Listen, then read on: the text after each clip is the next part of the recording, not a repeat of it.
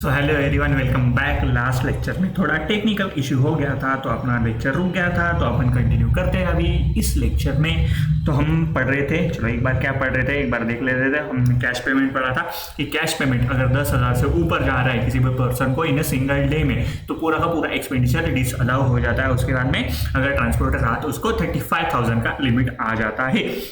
अगर पिछले साल हमने ये डिडक्शन अक्रूवल बेसिस पे अलाउ कर लिया था और नेक्स्ट साल उसका पेमेंट हम कैश में कर रहे हैं या बेरर चेक में कर रहे हैं या फिर क्रॉस चेक में कर रहे हैं, तो अपना वो डिसअलाउ हो जाएगा। और उसके बाद में एक नॉट एप्लीकेबल की लिस्ट देखी थी हमने, जिसमें हमने पढ़ा था ये सारे पर्सन को अगर हमने कैश में पेमेंट किया, बेरर चेक में पेमेंट किया या फिर क्रॉस चेक में पेमेंट किया था, इनको ये मतलब 10,000 35,000 का लिमिट अलाउड नहीं, इनको हम कितना भी पेमेंट दे सकते हैं। अब आते हैं नेक्स्ट सेक्शन, अपना सेक्शन नंबर 40 कैपिटल A7। तो C1 क्या बोलता है, चलो, provision of gratuity is not allowed as deduction. Provision of gratuity is not allowed as deduction. Provision of gratuity is not allowed as deduction. अब मेरी एक बात समझो, हमने ऊपर एक सेक्शन पढ़ा था, सेक्शन नंबर 36। सेक्शन नंबर 36 में एक बात बोली थी मैंने कि अगर हम अप्रूव्ड प्रोविडेंट फंड को, अप्रूव्ड ग्रेच्युटी को, अप्रूव्ड जो भी अप्रूव्ड एज पर लॉ होते हैं उन सारे एम्प्लॉयज बेनिफिट के लिए हम पैसा इकट्ठा करते हैं। एम्प्लॉयर अपने एम्प्लॉय के लिए approved provident fund, approved gratuity fund,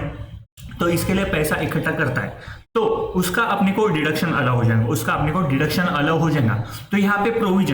provision अगर अप्रूव्ड ग्रेच्युटी के लिए हो रहा है, प्रोविजन अगर अप्रूव्ड ग्रेच्युटी के लिए हो रहा है, तो यहाँ पे डिडक्शन जो है वो अलाउ हो जाएगा। पर प्रोविजन अगर हम ग्रेच्युटी का एवी प्रोविजन करके रख दे रहे तो डिसअलाउ हो जाएगा। प्रोविजन अगर अप्रूव्ड ग्रेच्युटी का रहा, सेक्शन नंबर 36 में हमने पढ़ा था कि हम जो भी एम्प्लॉयर कॉन्ट्रीब्यूशन, मतलब देखो अपनी कंपनी, यहाँ पे मेरे छोटे छोटे एम्प्लॉय, इनके लिए मैं प्रोविजन कर रहा हूँ ग्रेच्युटी का, प्रोविजन कर रहा हूँ ग्रेच्युटी का। अब ये प्रोविजन जो है ये मेरा अप्रूव्ड है, approved gratuity, approved provident fund है। मैंने कमिश्नर से अप्रूव कर लिया है मेरा फंड जो प्रोविडेंट फंड है। तो इसमें मैं अगर मैंने पेमेंट कर दिया, इसमें मैंने पैसा डाल दिया प्रोविडेंट फंड में, मैंने ग्रेच्युटी में अगर पैसा डाल दिया मैंने अप्रूव्ड ग्रेच्युटी फंड में, तो मेरा डिडक्शन अलाउ हो जाएंगे। यस, सेक्शन नंबर 36 में अप्रूव्ड ग्रेच्युटी फंड रहा तो उसका डिडक्शन अलाउ हो जाएगा। ओके, अगर उसका मैंने प्रोविजन बना के रखा ग्रेच्युटी फंड में, अप्रूव्ड ग्रेच्युटी फंड में उसका अपने को पैसा डालना है और उसका हमने प्रोविजन बना के रख दिया, डिडक्शन अलाउ हो जाएगा। यस, क्योंकि अप्रूव्ड ग्रेच्युटी फंड है, अप्रूव्ड ग्रेच्युटी फंड है। देखो सेक्शन नंबर 36 का आ गया, अपना बता देता हूँ आपका। सेक्शन नंबर 36 आ गया, ये देखो, approved gratuity fund, approved provident fund, recognise provident fund, statutory provident fund. तो approved gratuity fund, approved provident fund के लिए अब यहाँ पे सेक्शन में आपने को क्या है, ग्रेच्युटी फंड है, तो अप्रूव्ड ग्रेच्युटी के लिए, अप्रूव्ड ग्रेच्युटी फंड के लिए हमने प्रोविजन बना के रखा है तो अलाउ हो जाएगा। पर हमने कोई ऐसे ही प्रोविजन बना के रखा है फंड का कि ग्रेच्युटी में हम पैसा डालने वाले हैं, ऐसे कोई प्रोविजन बना के रख दिया तो वो डिसअलाउ हो जाएगा। अब फिर से एक मेरी बात समझो, एक मेरा एम्प्लॉय है, ये मर गया,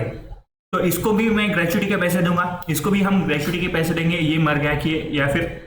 कोई भी रीजन से इसको पैसे देने होंगे। अब ये मेरा ग्रेच्युटी पेएबल आ गया, तो ग्रेच्युटी पेएबल का पैसा मेरे को अलाउ हो जाएगा क्या? यस, ग्रेच्युटी अगर पेएबल रहा तो उसका पैसा मेरे को अलाउ हो जाएगा। अप्रूव्ड ग्रेच्युटी फंड रहा तो उसका पैसा मेरे को अलाउ हो जाएगा। पर एवी हम ग्रेच्युटी का प्रोविजन बना दे रहे हैं, तो ये प्रोविजन जो बना रहे हैं ये क्या अलाउ होगा क्या? नहीं, प्रोविजन अलाउ नहीं होता, ग्रेच्युटी का प्रोविजन अलाउ नहीं होता, तो provision of gratuity is not allowed as deduction, is not allowed as deduction. पर अगर अप्रूव्ड रहा तो अपने को इसका डिडक्शन मिल जाएगा। या फिर कोई पेएबल रहा, पेएबल मतलब जो भी एम्प्लॉय को हम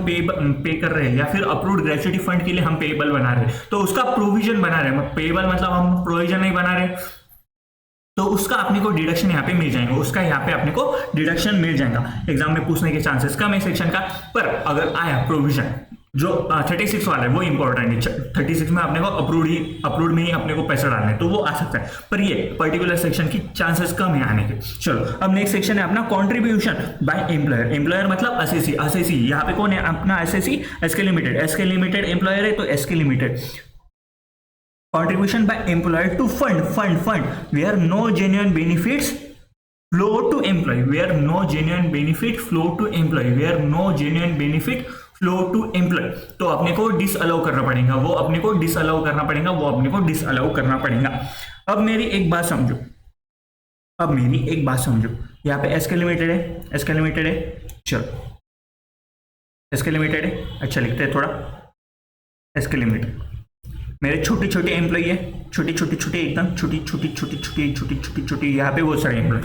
बहुत सारे एम्प्लॉय। अब मैंने अप्रूव्ड ग्रेचुइटी फंड बना लिया, एक अप्रूव्ड ग्रेचुइटी फंड बना लिया, अप्रूव्ड प्रोविडेंट फंड बना लिया, अप्रूव्ड पीएफ बना लेता, अप्रूव्ड प्रोविडेंट फंड बना लिया, प्रोविडेंट फंड अप्रूव हो गया, कमिश्नर से मैंने अप्रूव कर लिया, तो अब मैं इसमें पैसे डाल सकता हूँ, अब मैं इसमें पैसे डाल सकता हूँ, अब मैंने इसमें पैसे डालना चालू कर दिया, मेरे को डिडक्शन अंडर 36 मिल जाएगा, मेरे को डिडक्शन अंडर 36 मिल जाएगा। अब मैंने क्या है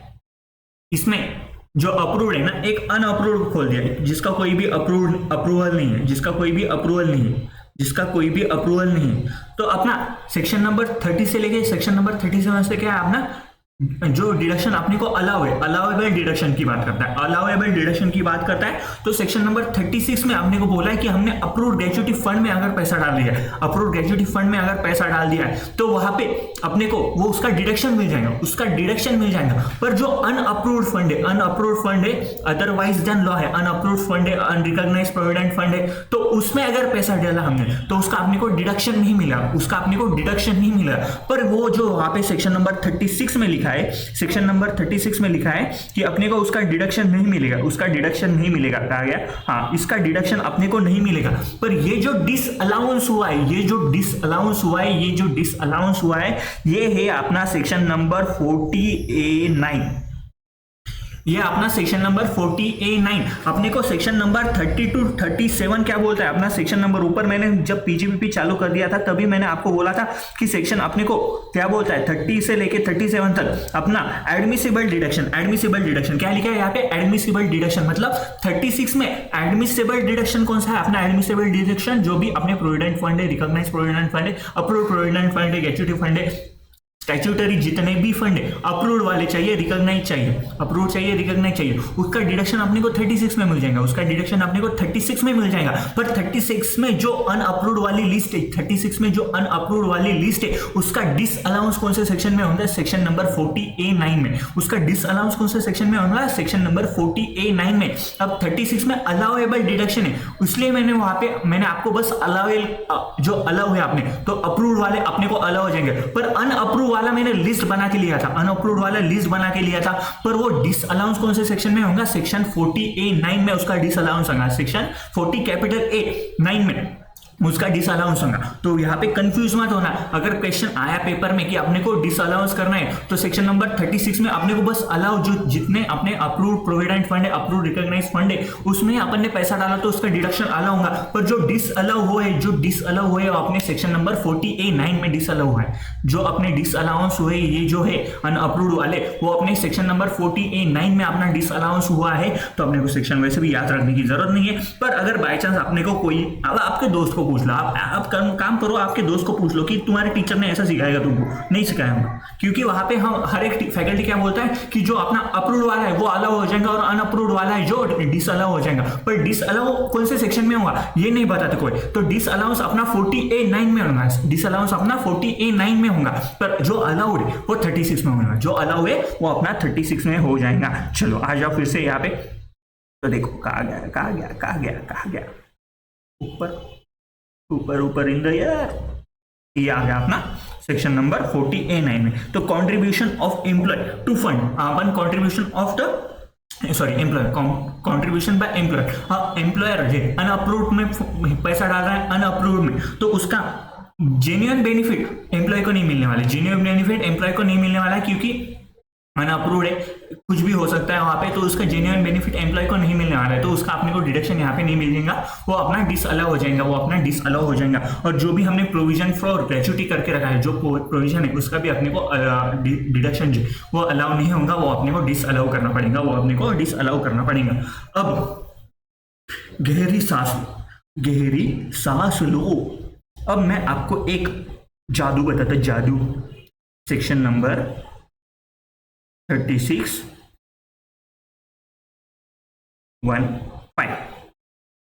क्या बात करता है अपना, अलाउेबल डिडक्शन, जो अपने रिकॉग्नाइज प्रोविडेंट है उसके बारे में, प्लस सेक्शन नंबर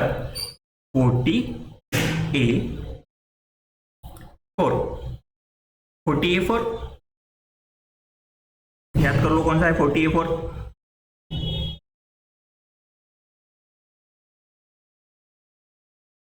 टीडीएस,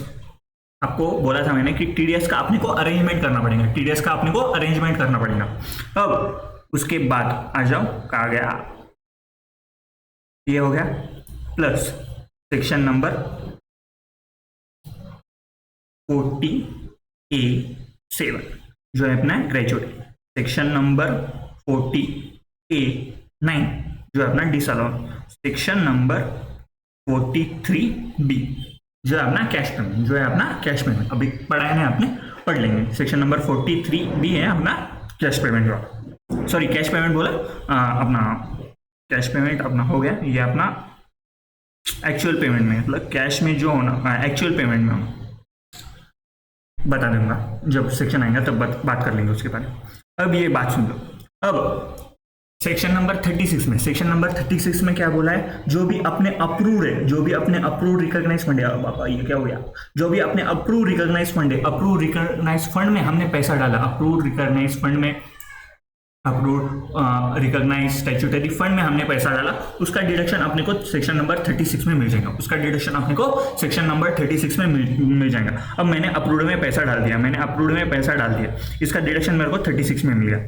अब इससे जो पैसा है ना, ये एम्प्लॉयज को जाने वाला है, इसका पैसा मैं एम्प्लॉयज को देने वाला हूँ, इसका पैसा मैं एम्प्लॉयज को देने वाला हूँ। इसका अगर टीडीएस का मैंने कोई भी टीडीएस का मैंने अरेंजमेंट नहीं करके रखाऊंगा, टीडीएस का मैंने अरेंजमेंट नहीं करके रखाऊंगा, तो वो पूरा का पूरा डिसअलाउ हो जाएगा, डिसअलाउ हो जाएगा सेक्शन नंबर 40A4 में,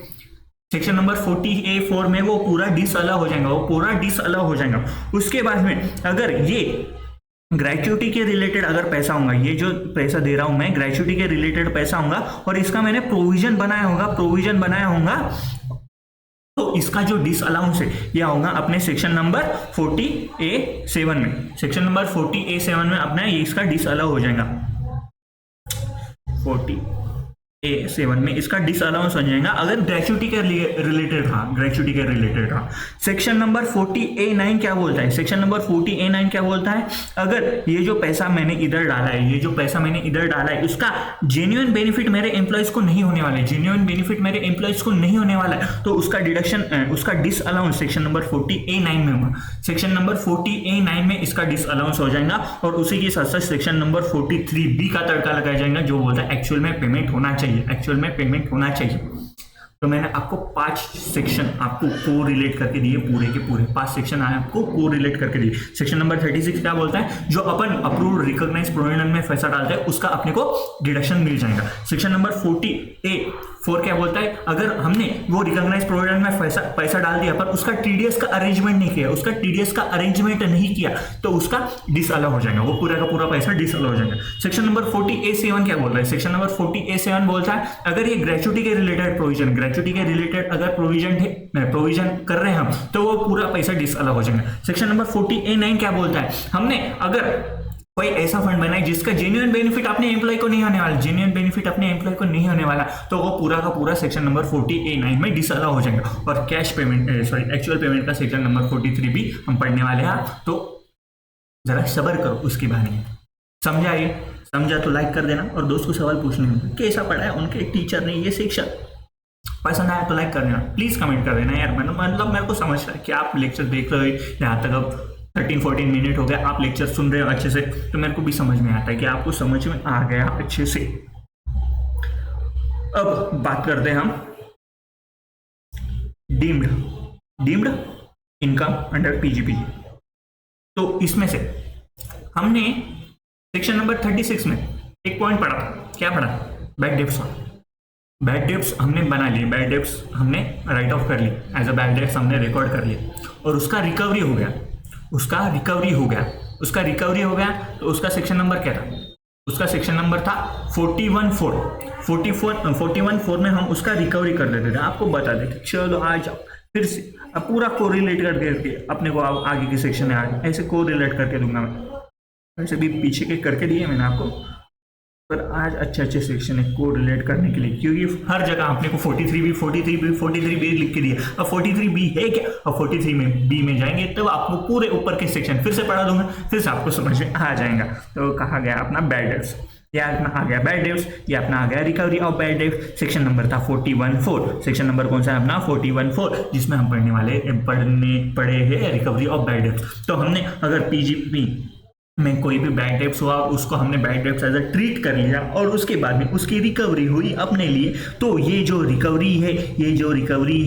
जो अपनी रिकवरी है ये टैक्सेबल हो जाएंगी सेक्शन नंबर 41.4 में। तो तब मैंने एक सेंटेंस बोला था, सेक्शन नंबर 41 क्या बोलता है, सेक्शन नंबर 41 बोलता है कि अगर हमने पहले कोई भी एक्सपेंस,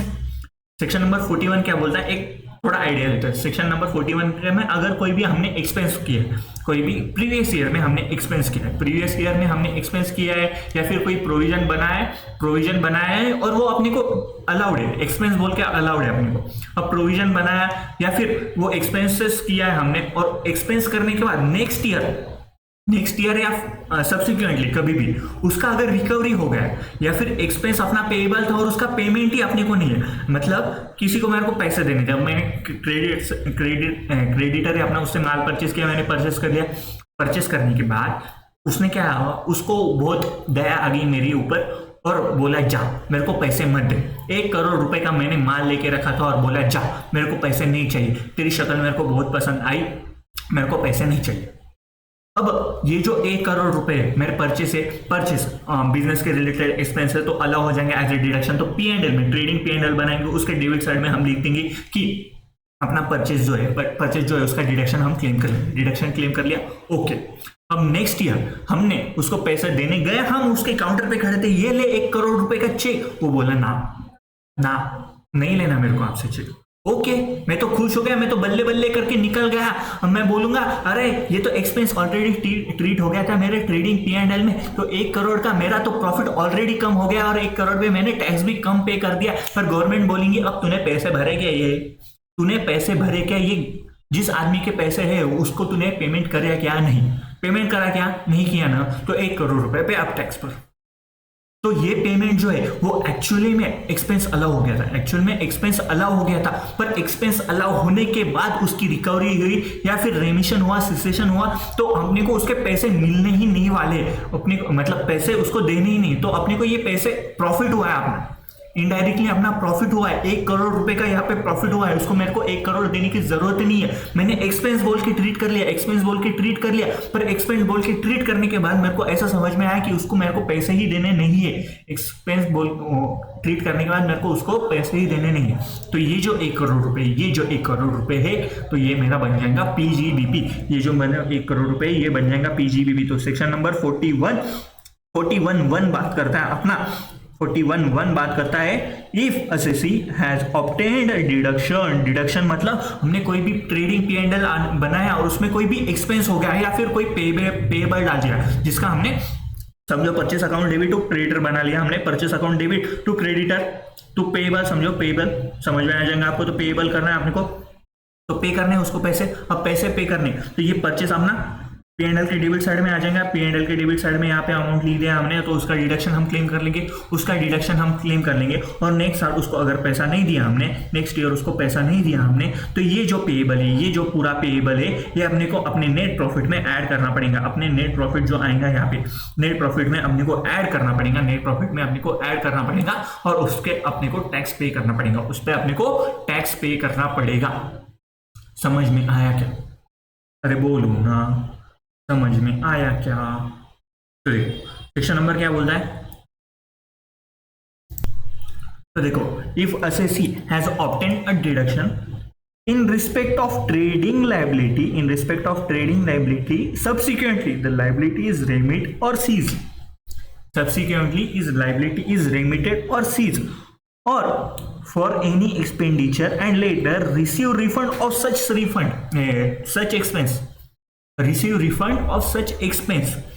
तो such remission, cessation, refunds shall be taxable as PGBP। तो रेमिशन, सेसेशन और रिफंड जो है वो अपना PGBP में टैक्सेबल हो जाएगा, PGBP में अपना टैक्सेबल हो जाएगा। तो हमने कोई पेएबल की लायबिलिटी कोई भी पेएबल करके रखा होगा, तो पेएबल अगर करके रखा होगा, तो चलो एंट्री से बताओ कि आपको, चलो एंट्री से बता देता आपको।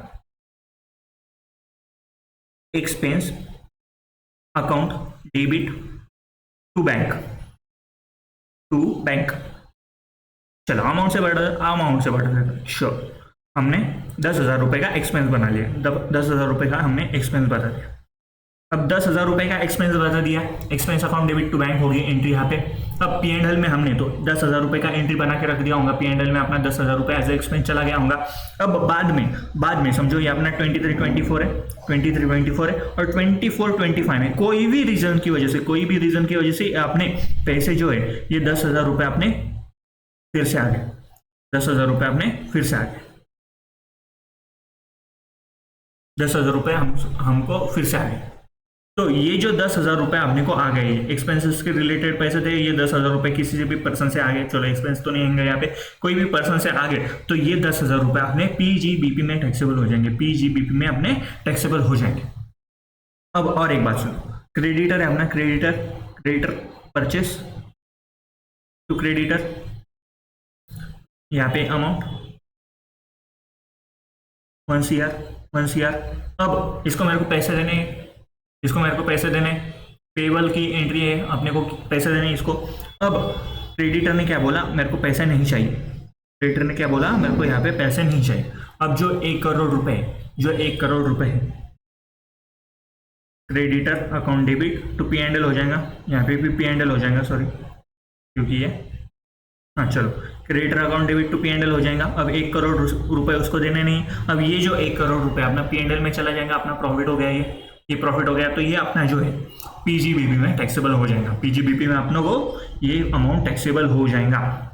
अब देखो ये जो 1 करोड़ रुपए अपने को पैसे नहीं देने, मतलब ये जो लाइबिलिटी अपनी रेमिट हो गई या सीज हो गई, लाइबिलिटी जो है अपनी रेमिट हो गई या सीज हो गई। अब ये ट्रेडिंग लाइबिलिटी होना चाहिए, ट्रेडिंग लाइबिलिटी रेमिट हो गई या सीज हो गई, या फिर एक्सपेंसेस का, जो अपना 10,000 का एग्जाम्पल था, ये जो 10,000 का था ये अपना इसका था, एक्सपेंस का एग्जाम्पल था। तो एक्सपेंस किया हमने और लेटर उसका रिफंड मिल गया अपने को, अपने को, तो ये जो अमाउंट है ये अपने को PGBP में टैक्सेबल कर देना, अब GST रिफंड या फिर स्टॉक इंश्योरेंस। अब स्टॉक इंश्योरेंस क्यों लिया है यहाँ, कैपिटल गेन हमने पढ़ा था, जिसमें हमने कैपिटल असेट की डेफिनेशन पढ़ी थी, जिसमें एक पॉइंट हमने पढ़ा था कि स्टॉक इन ट्रेड अपना कैपिटल असेट नहीं होता है, अपना स्टॉक इन ट्रेड अपना कैपिटल असेट नहीं होता है, तो स्टॉक इन ट्रेड अगर हमारा जल गया, राख हो गया, बाढ़ आ गई, हमारा स्टॉक इन ट्रेड बह गया हमारा पूरा का पूरा, या फिर नेशनल कैलेमिटी की वजह से कुछ भी उसका नुकसान हो गया, अब इसका अपने को इंश्योरेंस मिलने वाला है, तो पहले स्टॉक अगर डिस्ट्रॉय हो गया, होंगे तो एंट्री मारनी की, अपने को सबसे पहले एंट्री मारनी पड़ेगी। तो अपना पूरा का पूरा स्टॉक हो गया डिस्ट्रॉय, तो अपने को P&L में डालना पड़ेगा, तो P&L account debit loss in theft loss जो भी आएगा अपना, तो P&L account debit to stock आ जाएगा, स्टॉक इन ट्रेड आ जाएगा अपना, P&L account debit to stock in trade आ गया, तो ये P&L में चला गया अपना एक्सपेंसेस, P&L में चला गया अपने एक्सपेंसेस। स्टॉक इन ट्रेड अपना कैपिटल असेट है क्या, नहीं, स्टॉक इन ट्रेड अपना कैपिटल असेट नहीं है। अब स्टॉक इन ट्रेड P&L में एक्सपेंस बोल के चला गया, अब इसका इंश्योरेंस मिल रहा है अपने को, 2-3 साल बाद इसका इंश्योरेंस मिल गया अपने को, इंश्योरेंस का पैसा मिल गया, तो ये PGBP में टैक्सेबल हो जाएगा कि हाँ, PGBP में टैक्सेबल हो जाएगा, क्योंकि एज ए एक्सपेंस हमने रिकॉर्ड कर लिया था, और उसका अपने को पैसा मिल गया है। अब जीएसटी में आपने पढ़ा होगा, या कोई भी फैकल्टी से आप लेक्चर ले रहे होंगे, तो उसमें अपने को एक कंसेप्ट आता है जिसको बोलते हैं जीरो रेटेड टैक्स, जो भी अपने को zero exempt supply of goods और zero rated supply of goods होता है। तो zero rated supply of goods में क्या क्या आते हैं, जो एक्सपोर्ट होते हैं। अब आप फाइनल में पढ़ोगे, फाइनल में एक कंसेप्ट आएगा आपको, रिफंड का चैप्टर का आएगा आपको, जीएसटी में आपको रिफंड का चैप्टर पढ़ना पड़ेगा फाइनल में। तो जो भी हम एक जीएसटी का थोड़ा सा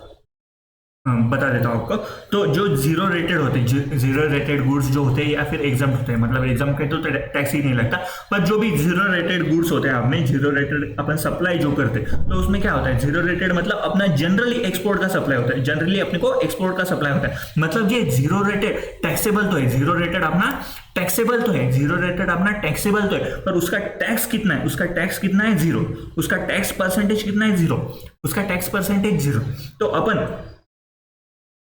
उसका एक्सपोर्ट करते हैं, एक्सपेंस नहीं एक्सपोर्ट है, तो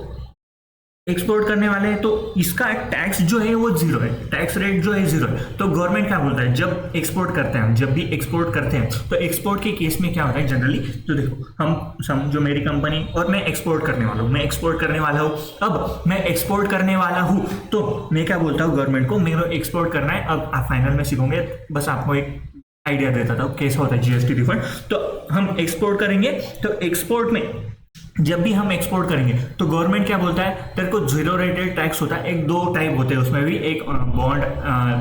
लेटर अंडरटेकिंग लेते हैं या फिर बॉन्ड लेते हैं, या फिर हम पहले टैक्स पे कर देते और उसका रिफंड ले लेते। तो हम बात कर रहे हैं पहले टैक्स पे करते हैं। अब गवर्नमेंट क्या बोलता है, तेरे को एक्सपोर्ट करना है ना, अच्छी बात है, बहुत अच्छी बात है, बहुत बहुत बहुत अच्छी बात है। तो फॉरेन करेंसी अपने इंडिया में लेके आएगा, फॉरेन रिजर्व अपना बढ़ जाएगा, तू एक्सपोर्ट कर, तुझे हम टैक्स नहीं लगाएंगे, तुझे हम टैक्स नहीं लगाएंगे, तुझे हम टैक्स नहीं लगाएंगे, पर एक कंडीशन है, तेरे को ये जो अमाउंट है, ये जो आप एक्सपोर्ट करेंगे, तो अपने को एक्सपोर्ट कर रहे हैं अपन, तो अपने को टैक्स पेएबल आ जाएगा, आईजीएसटी आ जाएगा, क्योंकि इंट्रास्टेट अपन इंटरस्टेट मानते हैं अपन, जो भी एक्सपोर्ट हुआ है उसको इंटरस्टेट मानते हैं अपन, तो उसके ऊपर का अपने को आईजीएसटी पे करना पड़ेगा, आईजीएसटी पे करना पड़ेगा। तो गवर्नमेंट बोलती है तो रेगा एक्सपोर्ट करना है ना, कर, आराम से एक्सपोर्ट कर, तू बिंदास एक्सपोर्ट कर, पर तेरे को आईजीएसटी अभी के अभी पे करना पड़ेगा, आईजीएसटी पे कर ले, तू एक्सपोर्ट कर ले, एक्सपोर्ट हो गया तेरा, आराम से आ, एक्सपोर्ट करके तू आराम से आ, ये जो आईजीएसटी का पूरा रिफंड है ये तेरे को मिल जाएगा, पूरा रिफंड है ये तेरे को मिल जाएगा। तो जीएसटी में ऐसे रिफंड का प्रोसेस चलता है, मतलब जब भी हम एक्सपोर्ट करते हैं वो जीरो रेटेड होता है या फिर उसका रिफंड मिलता है, अगर हमने टैक्स पे कर दिया तो उसका रिफंड मिलता है। तो आईजीएसटी में हमने अगर पैसा दे दिया तो गवर्नमेंट बोलती है तो आराम से आप भी आईजीएसटी के पैसे भर दे, तो आराम से अच्छा, आराम से आके चाय भी पियेंगे, समोसा खाएंगे और उसके ऊपर हम बात करेंगे कि तेरा कितना रिफंड आ जाएगा। तो वो रिफंड अपने को मिल जाता है, वो अपने को रिफंड मिल जाता है, जो ये रिफंड मिला है। तो जीएसटी की अब भी फिर से अपने को बात करनी है सेक्शन नंबर 37 में हमने एक पॉइंट पढ़ा था, 37 याद है, चलो बता देता हूँ। सेक्शन नंबर 37 अपने को याद होगा, 30 सेक्शन नंबर 37 का ये सेक्शन नंबर 37। सेक्शन नंबर 37 में हमने एक पॉइंट पढ़ा था जिसमें हमने जो भी जीएसटी पे किया है, उसका अपने को एक्सपेंस क्लेम कर सकते हैं क्या, अपन उसको एक्सपेंस बोल के क्लेम कर सकते हैं क्या उसको, यस, एक्सपेंस बोल के हम उसको क्लेम कर सकते हैं। तो देखो टैक्स जो भी है अपना इनडायरेक्ट टैक्स का अपने को एक्सपेंस यहाँ पे अलाउ हो जाएगा, डिडक्टेबल अंडर सेक्शन 37 में, यस। अपने को इनडायरेक्ट टैक्स का जो भी हमने आईजीएसटी पे किया है, रिफंड के केस में, उसका अपने को डिडक्शन मिल जाएगा, उसका अपने को डिडक्शन मिल जाएगा अंडर सेक्शन 37 में, उसका अपने को डिडक्शन मिल गया। अब अपने को डिडक्शन मिल गया, उसका अब रिफंड आएगा। अब हमने पीएनएल में उसको हमने डेबिट साइड में मार के रखा होगा, उसकी एंट्री डेबिट साइड में मार के रखी होगी उसकी एंट्री, और बाद में सब्सिक्वेंट ईयर में उसका आ गया अपने को रिफंड, तो रिफंड अब कौन से हेड में अपने कौन से सेक्शन में अपना आप टैक्सेबल हो जाएंगे, सेक्शन नंबर 41(1) में उसको आपने को टैक्सेबल हो जाएगा। सेक्शन नंबर 41(1) में वो अपना रिफंड जो है जीएसटी का रिफंड है वो अपना टैक्सेबल हो जाएगा। समझ में आया कैसे होता है रिफंड का प्रोसेस, भी आपने को फाइनल का थोड़ा सा आइडिया दे दिया आपको, जब आपको फाइनल में पढ़ना पड़ेगा या फिर आर्टिकलशिप में आप पढ़ोगे। अब एक्सपोर्ट वाले अगर स्मॉल फॉर्म रहा तो एक्सपोर्ट वाला बहुत कम होता है, या फिर एक्सपोर्ट भी रहा तो जो बॉन्ड और रियलिटी होता है तो उससे ही जनरली पूरा एक्सपोर्ट होता है। जो हमने रिफंड की बात की वो थोड़े कम चांसेस होते हैं, स्पेसिफाइड असेसी के लिए वो होता है। तो देखो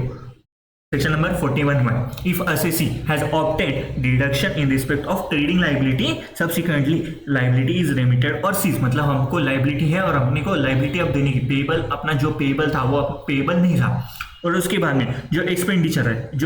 है वो अपने को डिडक्शन बोल के हमारा अलग हो गया, डिडक्शन बोल के अपना अलग हो गया, पर उसका रिफंड आ गया, तो जो हमारा लाइबिलिटी है या फिर रिफंड है वो अपना पीजीबीपी में टैक्सेबल हो जाएगा, पीजीबीपी में अपना टैक्सेबल हो जाएगा। अब एक बात बताओ, एसके लिमिटेड का बिजनेस उसको एस को ट्रांसफर कर दिया। अब मेरी एक बात सुनो, एसके लिमिटेड ने कोई एक्सपेंस करके रखा होगा या फिर कोई पेएबल होगा, एक्सपेंस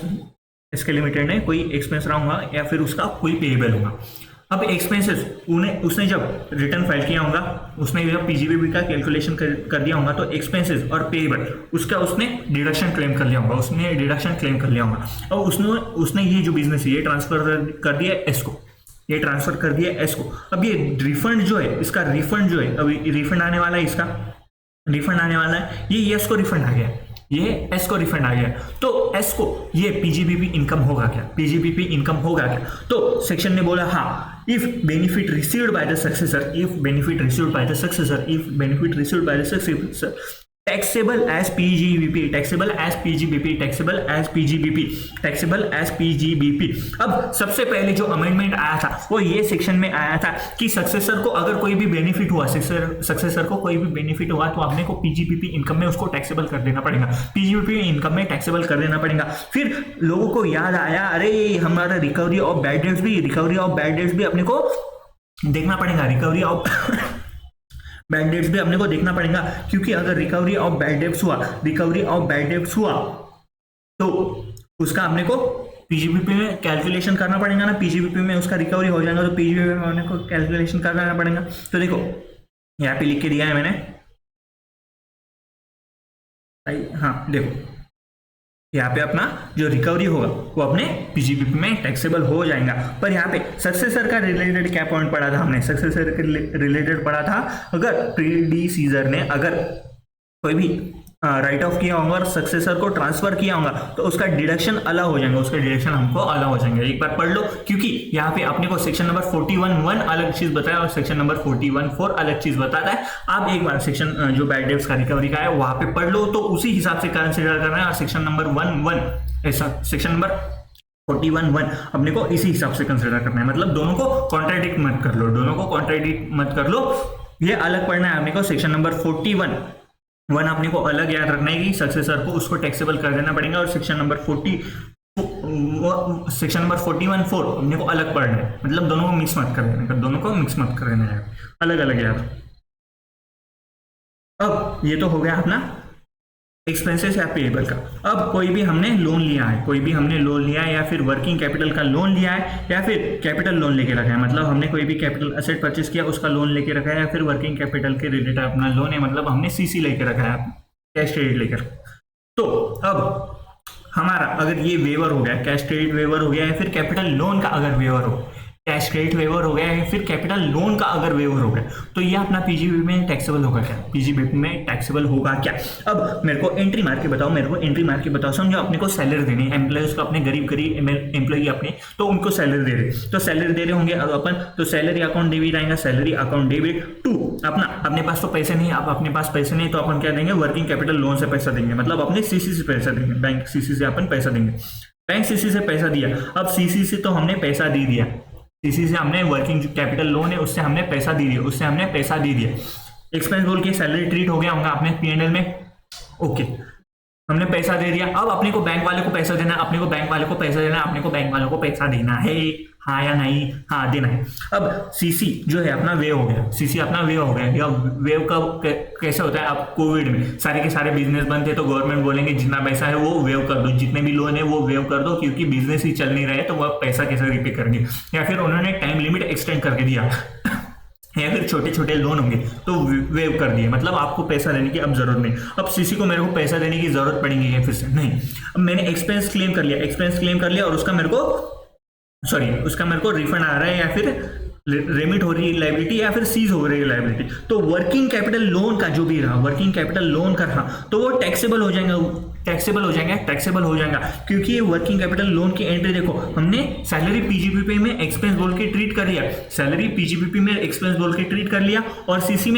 सीसी जो है अपनी लाइबिलिटी जो ट्रेड लाइबिलिटी हो गई, वो सीसी को अपने को पैसे देने पड़ेंगे। अब पैसे देने की जरूरत ही नहीं पड़ रही यहाँ पे, अब अपने को ये जो लोन है ये वे हो गया, तो अपने को यहाँ पे पैसे देने की जरूरत नहीं है, पैसे देने का उनको अब जरूरत में नहीं पड़ी, तो ये जो अमाउंट है अपना टैक्सेबल हो जाएगा अंडर सेक्शन 41(1) में, सेक्शन नंबर 41(1) में ये अपना पूरा का पूरा टैक्सेबल हो जाएगा। पर अपना अगर कैपिटल लोन है तो कैपिटल लोन अगर रहा तो उसकी एंट्री क्या मारेंगे अपन, asset account debit to capital loan. Asset अपना जो है वो अपना पीएनएल में जाएगा कि नहीं, ऑब्वियस बात है, अपने को असेट परचेस करने के लिए आपने वो लोन लिया है तो अपना असेट डेबिट होगा। यहाँ पे कोई भी खर्चा अपना पीएनएल में नहीं जाएगा, कोई भी खर्चा अपना पीएनएल में नहीं जाएगा। तो ये जो वे हुआ है, ये कैपिटल अकाउंट का लोन अगर वे हुआ है तो ये टैक्सेबल नहीं होगा पीजीबीपी में, ये अपना टैक्सेबल नहीं होगा पीजीबीपी में, ये अपना टैक्सेबल नहीं होगा पीजीबीपी में। पर इसको हमने को क्या करना पड़ेगा, reduce from the cost of asset, reduce from the cost of asset, और उसके हिसाब से अपने को इसका इफेक्ट जो है अपना डेप्रिसिएशन पे इसका इंपैक्ट आ जाएगा, डेप्रिसिएशन पे इसका इंपैक्ट आ जाएगा। तो देखो अगर वे हो गया capital account loan, working capital loan, working capital loan मतलब सीसी अपना वे हुआ है तो अपने को सीसी के अपने को पैसे देने की जरूरत नहीं पड़ेगी। सीसी मतलब डे टू डे ट्रांजैक्शन के लिए अपने लोन लेते हैं, डे टू डे ट्रांजैक्शन के लिए लोन लिया है अपन ने, तो उसके आप बैंक वालों को पैसे देने की जरूरत ही नहीं पड़ेगी। बैंक वालों को अगर पैसे देने की जरूरत नहीं पड़ेगी तो ये अपने को पूरा का पूरा टैक्सेबल हो जाएगा, पूरा का पूरा टैक्सेबल हो जाएगा, क्योंकि रिमिट हो गई लायबिलिटी या फिर सीज हो गई लायबिलिटी, तो अपना टैक्सेबल हो जाएगा अंडर सेक्शन 41(1) में। पर कोई कैपिटल लोन है, कैपिटल लोन है मतलब कैपिटल असेट के लिए हमने लोन लेके रखा है, तो असेट कौन सा होगा, असेट डेबिट होगा और कैपिटल लोन आ जाएगा, असेट डेबिट होगा और कैपिटल लोन आ जाएगा। और कैपिटल लोन को जब पैसा देंगे हम तो वो अपना एक्सपेंस नहीं है, जो असेट हमने परचेस किया है वो अपना एक्सपेंसेस नहीं है, तो ये अपना एक्सपेंस अगर वेव भी हो गया कैपिटल लोन तो अपना टैक्सेबल नहीं होगा, वेव भी हो गया लोन तो अपना टैक्सेबल नहीं होगा अंडर सेक्शन 41(1) में, उसको टैक्सेबल मत करो, 41(1) में उसको टैक्सेबल मत करो और उसको अपने को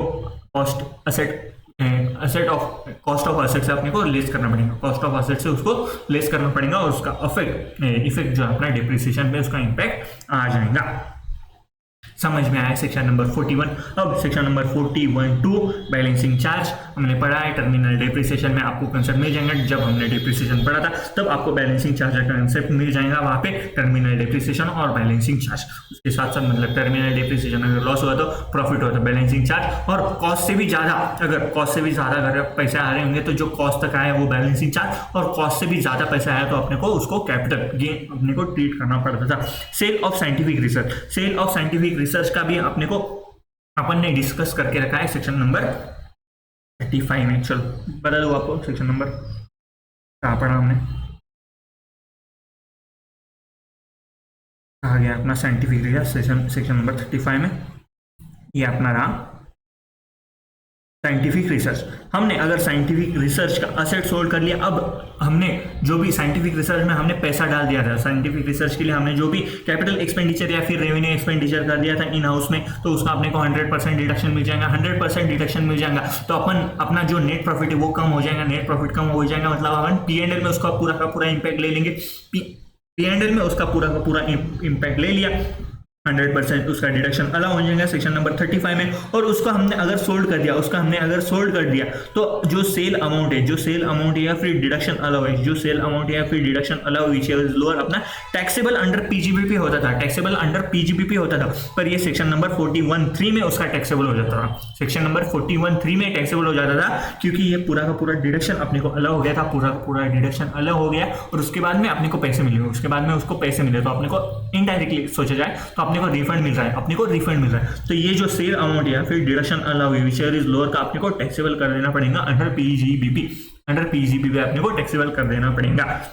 टर्मिनल डेप्रिसिएशन भी बता देता है आपको, टर्मिनल डेप्रिसिएशन में सेक्शन नंबर 41(2) यहाँ पे लिख के दिया बैलेंसिंग चार्ज मैंने कि सेक्शन नंबर 41(2) में उसका बैलेंसिंग चार्ज का इफेक्ट आ जाएगा, तो बैलेंसिंग चार्ज आपने ऑलरेडी डिस्कस कर लिया है। और उसके साथ साथ सेक्शन नंबर 41(4) जो अपने को बैड डेट्स में देखने को मिलेंगे और बैड डेट्स का भी अपन ने डिस्कशन कर लिया है। इसी के साथ साथ आपका सेक्शन नंबर 41 हो जाता है खत्म। समझ में आया क्या रे? समझ में आया होगा तो लाइक कर देना, कमेंट कर देना, दोस्तों के साथ शेयर कर देना। समझ में आया सेक्शन नंबर 41 पूरा हो गया अपना सेक्शन नंबर 41 यहाँ पे। अब बात करते हैं हम section number 43A, section number 43A, section number 43A क्या बोलता है? Change in the rate of exchange of currency. तो जब भी हम फॉरेन से कोई भी असेट परचेस करते हैं, जब भी हम फॉरेन से कोई असेट परचेस करते हैं फॉरेन करेंसी में, इंडिया से नहीं, फॉरेन करेंसी से लोन लेके इंडिया में असेट परचेस किया, ये सेक्शन अट्रैक्ट नहीं होगा। अगर फॉरेन से हमने लोन लेके फॉरेन से ही कोई असेट परचेस किया तब ये सेक्शन अट्रैक्ट होगा। फिर से एक बात समझो, फॉरेन कंट्री से हम असेट परचेस कर रहे हैं और फॉरेन करेंसी में ही हम असेट परचेस कर रहे हैं, फॉरेन कंट्री से असेट परचेस कर रहे हैं और फॉरेन करेंसी में ही असेट परचेस कर रहे हैं, तो ये सेक्शन अट्रैक्ट हो जाएगा। पर हमने फॉरेन करेंसी ली और इंडिया से फॉरेन करेंसी ली और इंडिया से कोई असेट परचेस कर रहे हैं, फॉरेन करेंसी ली और अपनी मातृभूमि, अपने भारत, अपने इंडिया, अपने हिंदुस्तान से हम कोई असेट परचेस कर रहे हैं, तो ये सेक्शन अट्रैक्ट नहीं होगा। तो ये सेक्शन अट्रैक्ट नहीं होगा, तो अपने को फॉरेन करेंसी में भी असेट होना और फॉरेन कंट्री से भी असेट होना। तो देखो फॉरेन एक्सचेंज फ्लक्चुएशन जो भी होता है, अपने फॉरेन एक्सचेंज की जो फ्लक्चुएशन होते हैं उसका इफेक्ट कैसे देता है। अब अपने को एक बात समझनी पड़ेगी, अब अपने को एक बात समझनी पड़ेगी, जब भी इनकम टैक्स बना है ना, जब भी अपना इनकम टैक्स बना है ना, तब फॉरेन रेट के जो फ्लक्चुएशन, फॉरेन रेट मतलब जो भी अपनी अगर लाइबिलिटी रही या फिर कोई असेट रहा अपना, बाहर से पैसे आने वाले हैं या फिर अपने को बाहर पैसे देने हैं, तो उसकी लाइबिलिटी या फिर रिसीवेबल या फिर पेबल आएगा होगा, तो ये रिसीवेबल और पेबल जो आ रहा है वो अपना फॉरेन करेंसी में आया होगा, फॉरेन करेंसी में आया होगा। अब ये फॉरेन करेंसी में अपने को इंडिया के रुपीज में कन्वर्ट कर देना पड़ेगा। अब इसके लिए आपने अकाउंट्स में एक AS पढ़ के रखा होगा, AS 11, गलत होगा तो एक बार देख लेना, अब मेरे को याद नहीं AS 11 ही था क्या, पर हमने एक AS पढ़ के रखा था। चलो फॉरेन करेंसी के लिए हमने एक AS पढ़ के रखा था, फॉरेन करेंसी के लिए हमने एक AS पढ़ के रखा था। अब AS में क्या बात करते हैं, AS में हम क्या बात करते हैं, जब भी हम कोई भी, अब समझो 23-24 में हमने कोई भी असेट परचेस किया, असेट नहीं कोई भी एक्सपेंस किया हमने, कोई भी एक्सपेंस किया हमने और उसका पेबल रहा, एक्सपेंस किया हमने और उसका पेबल रहा, और ये फॉरेन करेंसी में है, समझो ये फॉरेन करेंसी में, और ये हम एक साल बाद, मतलब समझो इसकी डेट भी ले लेते हैं अपन, समझो 1 जनवरी 2024 को ये एक्सपेंस हुआ है और ये पेबल है, और पेबल जो है वो अगले साल पे कर रहे हैं, मतलब अपन 24-25 में इसका पेबल आने वाला है, 24-25 में समझो 5 मई को इसका पेबल आने, 5 मई को इसको हमको पेमेंट करना है, 24 इसको पेमेंट करना है। अब डॉलर में, अब हम AS में क्या करते हैं, अकाउंटिंग स्टैंडर्ड क्या बोलता है, जब भी आप ईयर एंड की 31/3/2024 की बैलेंस शीट बनाओगे, 31/3/2024 की बैलेंस शीट बनेगी, तब ये जो असेट है, ये जो अमाउंट है, डॉलर में जो अमाउंट है, उसको हमको रुपीज में कन्वर्ट कर देना पड़ेगा, और जो बैलेंस है मतलब अगर पेबल करना है, और पेबल मतलब यहाँ पे रुपीज के रेट अगर बढ़ गए, समझो एग्जाम्पल ले लेते हैं यहाँ पे, अब यहाँ पे अपने को डॉलर समझो $700 पे करने हैं अपने को, $700 पे करने हैं अपने को, $700 पे करने हैं आपको। अब $700 अगर पे करने हैं अपने को, तो यहाँ पे इजी कर लेते हैं, अपने को $1 पे करना है, $1 मतलब 70 रुपीज, 70 रुपीज पे करने हैं अपने को, एवरेज पढ़ लेते हैं, यहाँ पे $1 अपने को पे करना है, $1, तो $1 अपने को पे करने, तो 70 रुपए अपने को देने हैं, 70 रुपए देने हैं अपने को। अब अपन जो एक जान को है उसकी एंट्री मार के रखेंगे अपने बुक्स ऑफ अकाउंट में, हमने एक एंट्री मार के रखेंगे कि एक्सपेंस अकाउंट डेबिट पेबल, तो अपने को पे करना है। अब 70 रुपए पे करने हैं अपने को, अगले साल पे करने हैं। अब 31st को जब भी अकाउंटिंग स्टैंडर्ड क्या बोलता है, 31st को अगर ये 70 रुपए अगर 75 रुपीज हो गया, 75 रुपीज हो गया, तो ये जो 5 रुपए का जो लॉस है, 5 रुपए का जो अपने का लॉस हो गया, अब पहले अपने को 70 रुपीज देने थे, अब फॉरेन के जो लॉस हुआ है, जो फ्लक्चुएशन का लॉस हुआ है वो 5 रुपए का हुआ है, तो ये 5 रुपए का लॉस अपने को 31st को रिकॉर्ड करना पड़ता था, 5 रुपए का लॉस अपने को 31st को रिकॉर्ड करना पड़ता था। अब ये 5 रुपए का लॉस हमने अगर 31st को रिकॉर्ड कर लिया, 31st को रिकॉर्ड कर लिया, और उसके बाद में जब भी हम 5th मई को पेमेंट करेंगे, 5 मई को पेमेंट करेंगे, तब जो भी पेमेंट करेंगे, समझो 72 रुपीज पेमेंट कर लिया, तो ये फिर से अपने को यहाँ पे 3 रुपए का प्रॉफिट हो गया, 3 रुपए का प्रॉफिट हो गया, तो ये भी अपने को रिकॉर्ड करना पड़ता था, तो 31st को जब भी अपना ईयर एंड होता है, तब उसका एडजस्टमेंट हो जाता था, अकाउंटिंग स्टैंडर्ड है। अब मतलब अगर कुछ चेंज होगा तो देखना पड़ेगा, पर जनरली ऐसा ट्रीटमेंट होता था जब मैं अकाउंटिंग स्टैंडर्ड पढ़ता था। तब कुछ अगर हो गया होगा करेक्शन वगैरह, कुछ अमेंडमेंट आ गया होगा, तो प्लीज कमेंट में बता देना, मतलब मेरे को भी याद रहे नेक्स्ट टाइम जब भी मैं पढ़ाऊंगा। तो जब भी हम ईयर एंड का जब भी रेट लेते थे, तो रेट में हम देखते थे कि जो भी ईयर एंड का बैलेंस है, ईयर एंड का रेट है, उसके हिसाब से हम कैलकुलेट करते थे कि अपना प्रॉफिट हुआ है, लॉस हुआ है, और उसको हम प्रॉफिट एंड लॉस में अपन फॉरेन एक्सचेंज लॉस या फॉरेन एक्सचेंज गेन बोल के हम रिकॉर्ड कर देते हैं। रिकॉर्ड कर दिया हमने, और उसके बाद में जब भी पेमेंट करेंगे, तब भी हम फिर से एक बार फॉरेन एक्सचेंज लॉस या फिर जो भी था वो हम रिकॉर्ड कर देते हैं। अब एक्सपेंस रहा, एक्सपेंस पेबल रहा या फिर कोई रिसेबल रहा, एक्सपेंस पेबल रहा या फिर कोई रिसेबल रहा, तो इसमें अकाउंटिंग स्टैंडर्ड और अपना income tax act, accounting standard और अपना income tax act same treatment करता है, सेम ट्रीटमेंट करता है पूरा। अकाउंटिंग स्टैंडर्ड भी रिसीवेबल और पेएबल रहा तो सेम ट्रीटमेंट करेंगे, इनकम टैक्स भी जो अपना रिसीवेबल रहा और पेएबल रहा सेम ट्रीटमेंट करेंगे, कोई डिफरेंस नहीं है। ट्रीटमेंट सेम आएगा तो अकाउंट्स और अपना इनकम टैक्स में कोई दिक्कत नहीं आएगी। पर इनकम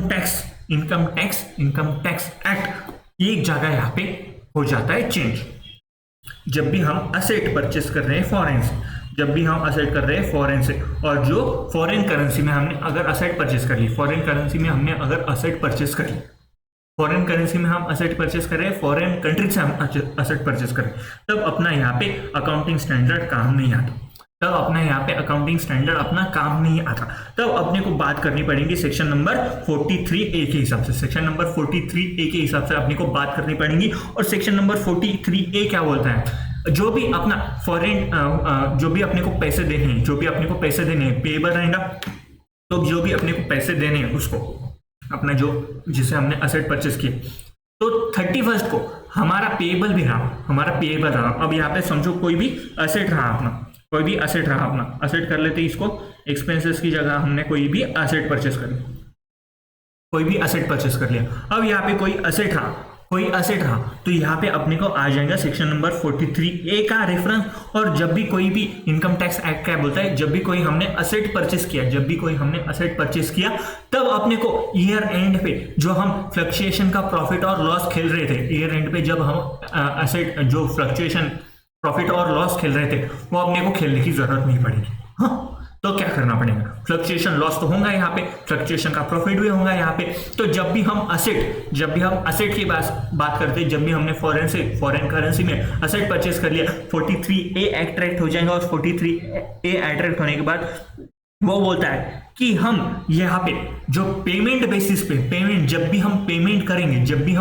करेंगे, मतलब पेएबल नहीं, 31 को इसकी कोई भी एडजस्टमेंट नहीं होगी। पेएबल कब है, 5 मई को पेएबल लेना, 5 मई को ही इसका पूरा एडजस्टमेंट होगा। ये जो 31 को हम चिल्लर धंधे कर रहे थे हमारे फ्लक्चुएशन के, ये करने की जरूरत नहीं, जो है वो पेएबल के दो, जो है जब भी हम पेमेंट करेंगे उस दिन का देखो। असेट की केस में जो भी पेएबल रहा उस दिन का अपने को चेक करना पड़ेगा, तो 70 से 72 हो गया अपना, तो बस अपने को दो रुपया जो है, जो अपना 2 रुपया है वही अपने को यहाँ पे याद रखना पड़ेगा, जो है अपना 2 रुपया है उसका ही अपने को एडजस्टमेंट करना पड़ेगा, अब एडजस्टमेंट कैसे होगा, अब एक बार पढ़ लेते फिर आपको एडजस्टमेंट समझा दो। देखो, foreign exchange fluctuation on liabilities related to acquisition of capital asset from outside India directly adjust the actual cost of asset. तो देखो, लायबिलिटी है मतलब पेएबल है अपना, लायबिलिटी है एक्विजिशन ऑफ कैपिटल असेट ही होना, एक्विजिशन ऑफ कैपिटल असेट, क्योंकि receivable और पेएबल नॉर्मल रहा अपना, तो वो अपना अकाउंटिंग स्टैंडर्ड और income tax act same treatment बोलता है। पर अपना कैपिटल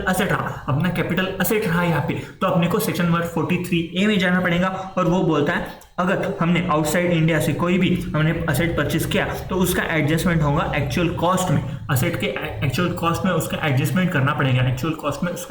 करना पड़ेगा, अब इसका एडजस्टमेंट कैसे होगा, अब payment must be in foreign currency, मतलब अपने को फॉरेन करेंसी में पैसा देना है, मतलब फ्लक्चुएशन का आ जाएगा। अगर फॉरेन करेंसी में मतलब फॉरेन से हमने असेट परचेस कर लिया, समझो उसको बोला हमने कि 1 करोड़ रुपए हम उसको देंगे, 1 करोड़ रुपए देंगे, तो 1 करोड़ ही देने वाले हैं, 1 करोड़ तो बदलेंगे नहीं, आज भी 1 करोड़ रहेंगे, कल भी जब भी पेमेंट करेंगे तब भी 1 करोड़ रहेगा। पर अगर फॉरेन में रहा, फॉरेन करेंसी में पैसा रहा, समझो $1 करोड़ का हम उसको पेमेंट करना है, $1 करोड़ का पेमेंट करना है, तो रुपया उसका फ्लक्चुएट हो जाएगा, रुपीज अपना फ्लक्चुएट हो जाएगा। जब भी हम परचेस किए तब समझो 70 का होगा, जब भी हम पेमेंट कर रहे थे तब अपने को 75 का होगा, तो 1 करोड़ इंटू 70 तब अपना उसकी एंट्री हो जाएगी। पर जब भी पेमेंट करेंगे तब 1 करोड़ इंटू 75 की अपने को एंट्री करनी पड़ेगी, 1 करोड़ इंटू 75 की एंट्री करनी पड़ेगी, और अपना यहाँ पे लॉस आ जाएगा, अपने को ज्यादा पेमेंट करना पड़ेगा तो लॉस आ जाएगा। तो payment must be in foreign currency में ही पेमेंट होना, मतलब अपने को डॉलर में ही डॉलर मतलब कोई भी फॉरेन करेंसी में अपने को पेमेंट करना पड़ेगा। आफ्टर आफ्टर एक्विजिशन, जिस दिन हमने परचेस किया असेट उसी दिन हमने पेमेंट कर लिया, तो इसका सवाल ही नहीं है। फॉरेन गेन फ्लक्चुएशन का अपने को यहाँ पे सवाल ही नहीं आएगा, सवाल ही नहीं आएगा। पर हमने एक्विजिशन करने के बाद ये पेबल रहा और उसके पैसे हम दे रहे हैं उसको, उसके पैसे दे रहे हैं हम उसको, तो उसका यहाँ पे अपने को एक्चुअल असेट में इसका इफेक्ट लेना पड़ेगा, समझ में आया क्या? तो देखो अगर गेन हुआ मतलब रिडक्शन इन लायबिलिटी, मतलब अपने को उसको समझो 70 रुपीज देने थे। जब भी हमने असेट परचेस किया था तब उसको $1 के बदले में अपने को 70 रुपीज देने थे, पर अब डॉलर का रेट चेंज हो गया, मतलब रुपये का अपना कम हो गया, मतलब 65 रुपीज का ही अब $1 मिल रहा है अपने को, 65 रुपीज दिया अपने को $1 मिल रहा है।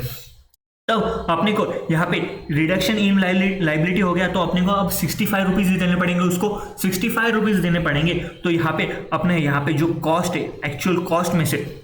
उसको लेस करना पड़ेगा। लेस कैसे कर रहे हैं? देखो जब भी हमने अब 70 रुपए की कोई असेट ली होंगी, हमने 70 रुपए की असेट ली होंगी और 70 रुपए उसको पेएबल रहेंगे, 70 रुपए उसको पे करना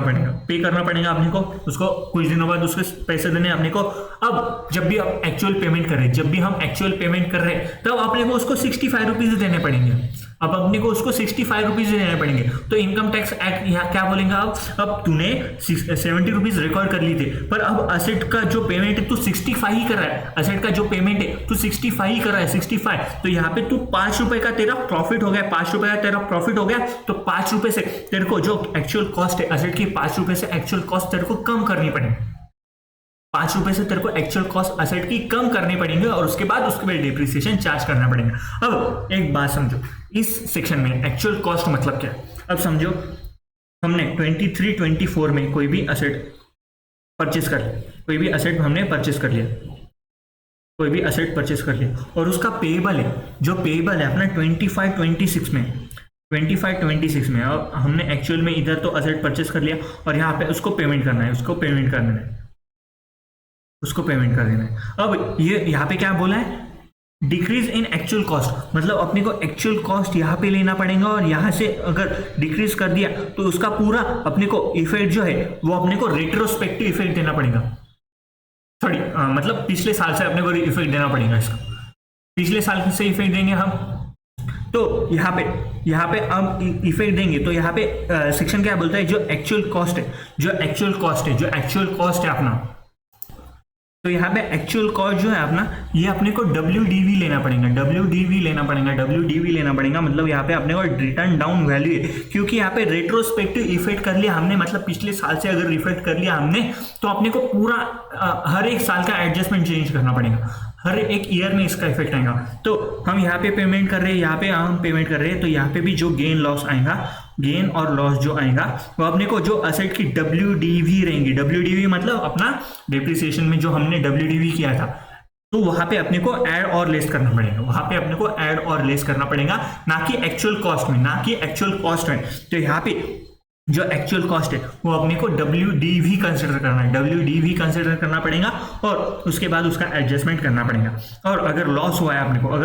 मतलब अपना अगर 70 पेएबल रहा और अपने को 75 रुपीज देने, अब उसको 75 रुपीज देने, तो अपना एक्चुअल कॉस्ट बढ़ गया होगा, मतलब अपनी लाइबिलिटी बढ़ गई, तो गवर्नमेंट क्या बोलता है, तू तेरे कॉस्ट में मतलब WDV में इसको ऐड कर दे, WDV में ऐड कर लिया तो अपना डिप्रिसिएशन भी बढ़ जाएगा, और WDV से लेस कर लिया यहाँ पे तो अपना डिप्रिसिएशन जो आएगा वो भी इसका कम अमाउंट का आ जाएगा, डिप्रिसिएशन जो आएगा इसका कम अमाउंट का आ जाएगा। समझ में आया? तो देखो क्या बोला है सेक्शन नंबर 43A बोलता है कि लायबिलिटी असेट एक्वायर करने अपने को फॉरेन करेंसी में असेट एक्वायर और फॉरेन करेंसी में होना चाहिए। अगर उसका कोई भी रेट का फ्लक्चुएशन करना तो अपने को ईयर एंड पे नहीं करना, जब भी हम पेमेंट करेंगे तब उसका एडजस्टमेंट करना है, और उसमें अपने को अगर गेन हुआ तो अपने को अगर कम पैसे पे करने की पड़े आप यहाँ पे तो डिक्रीज कर देना पड़ेगा अपने को WDV में से, और अपना लॉस हुआ है यहाँ पे तो अपने को एक्चुअल कॉस्ट में उसको ऐड करना पड़ेगा, मतलब WDV में अपने को ऐड करना पड़ेगा। समझ में आया क्या? अब ये सेक्शन है ना इंटर में इतना इंपॉर्टेंट नहीं है ऐसा देखा जाए, पर है अपने किताब में दिया हुआ तो अपने को पढ़ना पड़ेगा। बाई चांस कोई ऑब्जेक्टिव आ गया या फिर कोई अपने को क्वेश्चन ही आ गया अपने नसीब से, तो किसी को नहीं आएंगे, बस आपको आएंगे, क्योंकि आप मेरे लेक्चर देख रहे हो। बहुत सारे फैकल्टी के कंसेप्ट बुक में ये सेक्शन उन्होंने इंक्लूड भी नहीं करके दिया है। तो चलो होता है, कितना इतना इंपॉर्टेंट नहीं ये सेक्शन, तो इसके वजह से हम इसको थोड़ा इतना डिटेल में नहीं पढ़े, मतलब डिटेल में ही पढ़े पैसे, पर इतना डीप जाने की जरूरत नहीं है। इसके बाद में और कुछ कंसेप्ट रहे थे इसमें कि अपने को यहाँ पे हमने अगर बैंकिंग चैनल के थ्रू इसको कुछ कर लिया, इसका मतलब हमने फॉरवर्ड रेट में फॉरवर्ड कॉन्ट्रैक्ट में इसको एंटर कर लिया, हमने फॉरवर्ड कॉन्ट्रैक्ट में एंटर कर लिया तो उसका रेट फिक्स हो जाता है। तो रेट फिक्स हो गया तो अपन फॉरवर्ड कॉन्ट्रैक्ट के हिसाब से उसका एडजस्टमेंट करना पड़ेगा। मतलब यहाँ पे अपने को 70 रुपीज़ पे करने थे, 70 रुपीज़ पे करने थे और हमने फॉरवर्ड कॉन्ट्रैक्ट में एंटर कर लिया। तो फॉरवर्ड कॉन्ट्रैक्ट मतलब हम बैंक के पास जाते हैं और बैंक को बोलते हैं कि बैंक हमको 5th मई को, हमारे एग्जांपल में 5th में था, हमको 5th मई को पेमेंट करना है, तो कितना रेट रहेगा 5th मई का? तो बैंक बोलेंगे 72 में हम फाइनल कर देते। और अगर 5th मई को अब रेट 65 हो जाए, 79 हो जाए, अपने को 72 के हिसाब से ही पेमेंट करना पड़ेगा, 72 के हिसाब से ही पेमेंट करना पड़ेगा। तो यहाँ पे जो एडजस्टमेंट होंगी वो यहाँ पे 72 के हिसाब से लेने पड़ेंगे, 72 के हिसाब से लेने पड़ेंगे। समझ में आया तो ठीक है, नहीं तो छोड़ दो। अब इंटर में इतना पूछने जैसा है नहीं ये सेक्शन, इंटर में इतना डीप में नहीं जाएंगे वो। समझ में आया क्या? अरे बोलो ना, समझ में आया क्या? तो चलो आज का लेक्चर यही स्टॉप कर देते हैं। अब नेक्स्ट लेक्चर में अपन पीजीपीपी पूरा कंप्लीट कर लेंगे, क्योंकि आपका कल ही एक लेक्चर मतलब मेरा कनेक्शन लूज हो गया था, तो कल आधा लेक्चर रिकॉर्ड हुआ, आज आधा लेक्चर रिकॉर्ड हुआ है। तो हम अब इसका नेक्स्ट क्लास में इसके बाद का कंटिन्यू कर लेंगे। सेक्शन नंबर 43 भी प्लीज़ इंपॉर्टेंट सेक्शन है, आ जाना, देख लेना पूरा आराम से, आपको समझ में आ जाएगा। तो चलो मिलते हैं नेक्स्ट लेक्चर में। Thank you so much. Video like कर देना, कमेंट कर देना और दोस्तों के साथ शेयर कर देना।